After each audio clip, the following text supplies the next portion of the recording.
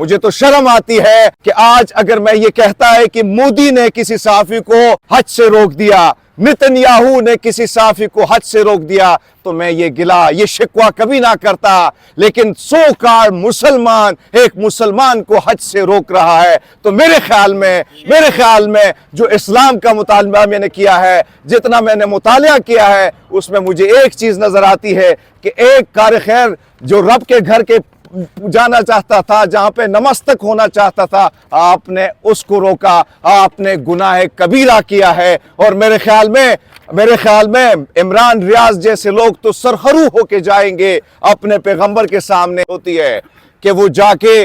हज अदा करे, वो जाके उस मुबारक सरजमीन पर माथा टेके, उस सरजमीन को चूमे जहां पे एक मुबारक हस्ती ने जन्म लिया।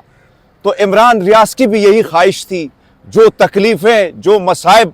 और जिस तरीके से उनको तंग किया गया, जिस तरीके से उनको अगवा किया गया, जिस तरीके से उन पर मुकदमात दर्ज किए गए, यूट्यूब चैनल, हर तरह से उनको बेरोजगार किया गया, मकसद सिर्फ एक ही था, और मकसद ये था कि ये बदबूदार चेहरा, ये गंदा चेहरा, जो ये आईना इमरान रियाज और आप जैसे सहाफी दिखाते हैं, तो ये लोग बुरा मान जाते हैं। आज अहमद फराद को जिस तरीके से ड्रामाई अंदाज में अगवा किया गया, हम तो आवाज उठाते थे अपने मकबूजा कश्मीर के सहाफियों के लिए, पर अनफॉर्चुनेटली देखा गया कि हमारा दोस्त जो आजाद कश्मीर का सहाफी है, जो शायर है, जिसका गुनाह ये था, जिसका कसूर ये था कि उसने एक शेर बोला। क्योंकि इस वक्त यहाँ पे जो सिविलियन मार्शल लॉ चल पड़ी है और फैसले जिस तरीके से हो रहे हैं, यानी इस्लामाबाद की हाई कोर्ट इजाजत देती है, अदालतें इजाजत देती हैं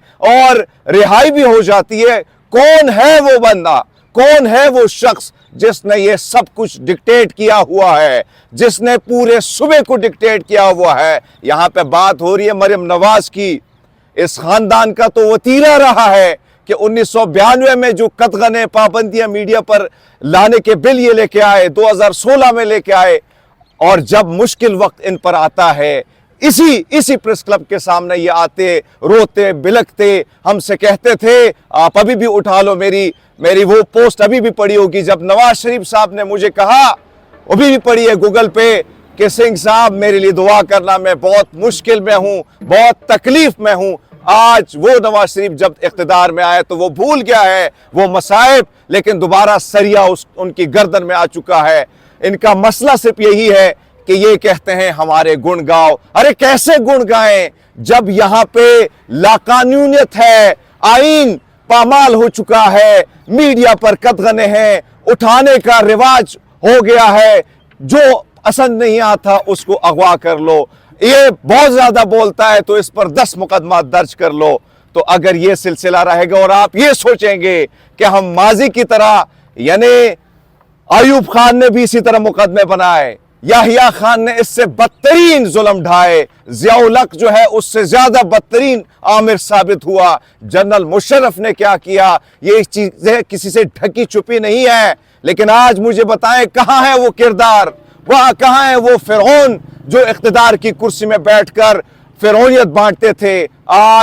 आज उनका नाम लेवा कोई नहीं है, लेकिन आज वो लोग हयात हैं, आज वो लोग जिंदा हैं। बेशक दुनिया से जा चुका है जो दुनिया से जा चुके हैं, लेकिन उसके बावजूद वो जिंदा इसलिए कि उन्होंने जालिम के खिलाफ आवाज उठाई, मजलूम के साथ खड़े रहे। तो याद रखिएगा कि जब तक हमारा ये मुतालबा पूरा नहीं होता, इमरान रियाज को रिहा नहीं किया जाता, अहमद फराद को रिहा नहीं किया जाता, तो तब तक हम अपना एहतजाज इसी तरह आके प्रेस क्लब के सामने जारी रखेंगे। और मुझे शर्म आती है कि इस प्रेस क्लब का मैं मेंबर हूं, भट्टी साहब मेंबर हैं, इलेक्शन कॉन्टेस्ट कर चुके हैं, जीत चुके हैं। यहाँ पे अंदर बैठे साफी जो इमरान रियाज की एम्बुलेंस खड़ी है, अहमद फराद जो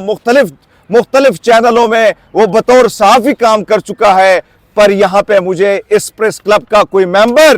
भट्टी के अलावा नजर नहीं आ रहा है। आप जैसे नौजवानों को खिराज तहसीन जो डिजिटल मीडिया है, जिससे अब एक दहशत की अलामत उनके लिए बन चुकी है, जिनके काले करतूत उनको नजर आते हैं। तो मेरे दोस्तों, आप इसी तरह आईना दिखाएंगे आपने इनका बदबूदार चेहरा इन्हीं मोबाइल में दिखाना है, क्योंकि मेन स्ट्रीम मीडिया जो है वो सेठों के हाथे बिक चुकी है। सेठ यरगमाल हो चुके हैं, प्रॉपर्टी डीलर जो है वो आ चुके हैं। आज मीडिया पर जिस किस्म की पाबंदियां हैं, कदगने हैं, जिस किस्म के बिल आ चुके हैं इस वक्त, सो आप अंदाजा लगा लें कि इनका खौफ का आलम यह है, क्योंकि इनको पता है कि इनके गिरबान में जब ये झांक कर देखते हैं तो बदबू ही बदबू है करप्शन की। और